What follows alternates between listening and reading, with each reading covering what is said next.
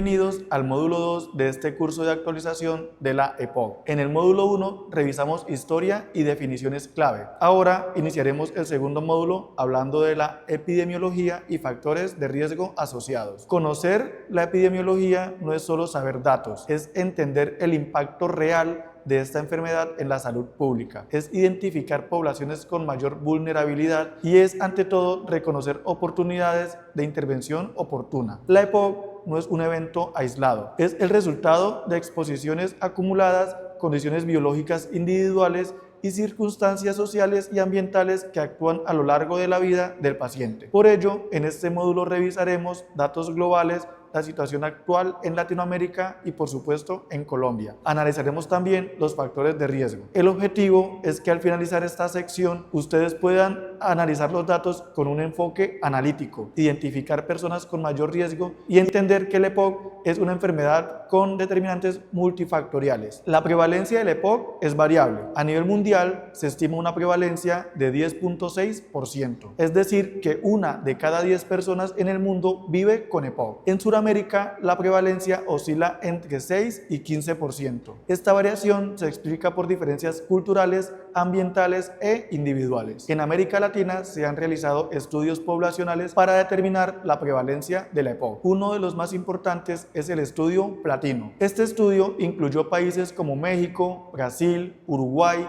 Chile y Venezuela. Se observó que la EPOC es más común en edades avanzadas y en los hombres. Sin embargo, las mujeres han aumentado paulatinamente su prevalencia. Se determinó también que existe una alta variabilidad entre una ciudad y otra. Por ejemplo, en Ciudad de México, la prevalencia fue de 7.8% y en Montevideo alcanzó una prevalencia de 19.7%. En Colombia, en 2005, se realizó el estudio Prepocol. Se identificó que existe una mayor prevalencia de EPOC en Medellín con 13.5%. Bogotá reportó 8.6%, Cali 8.5%. Esta diferencia se asoció principalmente con el consumo de tabaco. Para ese momento, Medellín era una de las ciudades con mayor índice tabáquico en Colombia. En 2019 se publicó otro estudio con análisis de datos de los registros individuales de los prestadores o RIPS. Allí se estimó una prevalencia para Colombia de 5.1%. Sin embargo,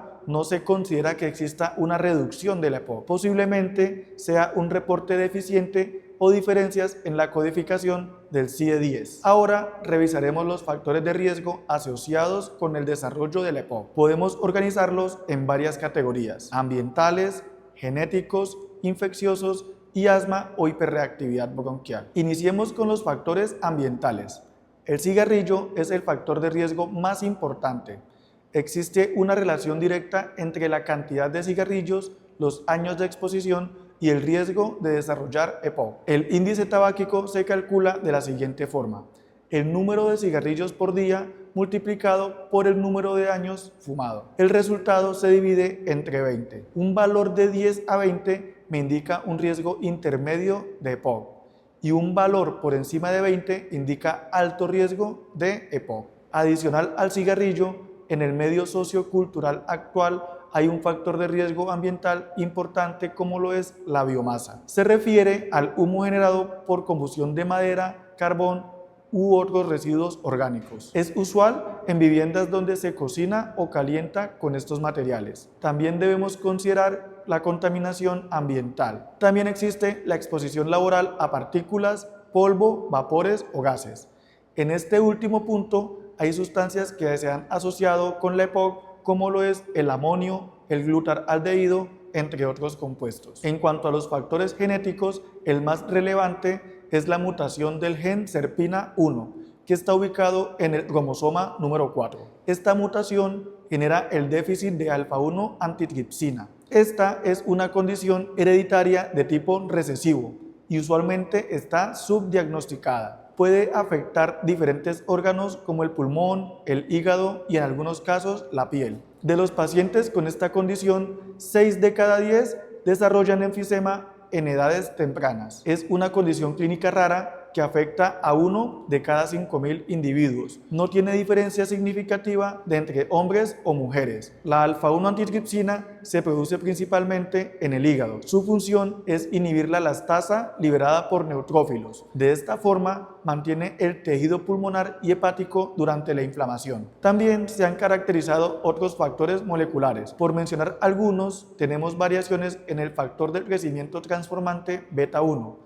alteraciones en el gen de la serpina 2 y cambios en enzimas antioxidantes como el glutatión S-transferasa P1. En relación con los factores infecciosos, la neumonía en la infancia se ha asociado con mayor riesgo futuro, especialmente cuando está relacionada con el virus sincitial respiratorio. Por otro lado, tenemos que la tuberculosis también aumenta el riesgo de EPOC. Adicionalmente, pacientes con VIH, incluso que reciben manejo antiviral, tienen mayor probabilidad de ser diagnosticados con esta enfermedad. Esto puede explicarse por alteraciones anatómicas que ocurren en la anatomía del parénquima pulmonar. El asma y la hiperreactividad de la vía aérea también se asocian como factores de riesgo de la EPOC. Los adultos con diagnóstico de asma tienen hasta 12 veces más riesgo de desarrollar EPOC. Este riesgo aumenta con el pasar del tiempo. Para finalizar este módulo, debemos revisar un concepto reciente. Nos habla de la evolución de la función pulmonar a lo largo de la vida. Esta evolución tiene varias fases. Inicialmente hay una fase de aumento funcional y en esta etapa la capacidad pulmonar mejora con el paso del tiempo, particularmente en la pubertad. La función pulmonar inicial al momento del nacimiento puede variar dependiendo de varias condiciones durante el embarazo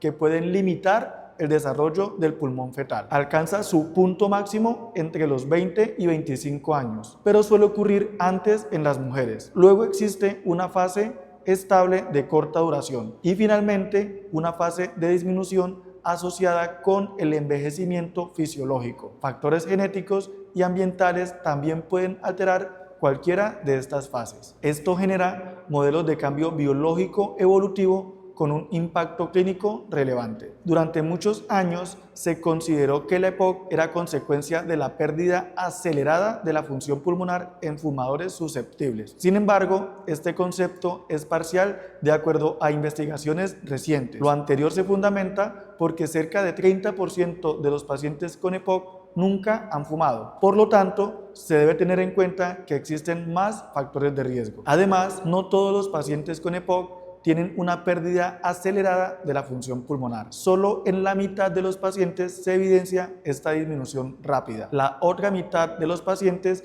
tuvo un pico funcional más bajo en adultez temprana y posteriormente evolucionó con un descenso fisiológico normal. Esto ha llevado a un nuevo paradigma en la EPOC. Hoy entendemos la EPOC como el resultado de interacción de factores genéticos y ambientales a lo largo de la vida. Esta interacción puede afectar el desarrollo, maduración o envejecimiento pulmonar. De allí surge el concepto de Genomics, que relaciona la genética, la exposición ambiental y el tiempo en la explicación del daño pulmonar. Hasta aquí hemos llegado con este módulo. Espero que los objetivos, conceptos y entendimiento de la EPOC sean en estos momentos un poco más claros. Nos vemos en el siguiente módulo.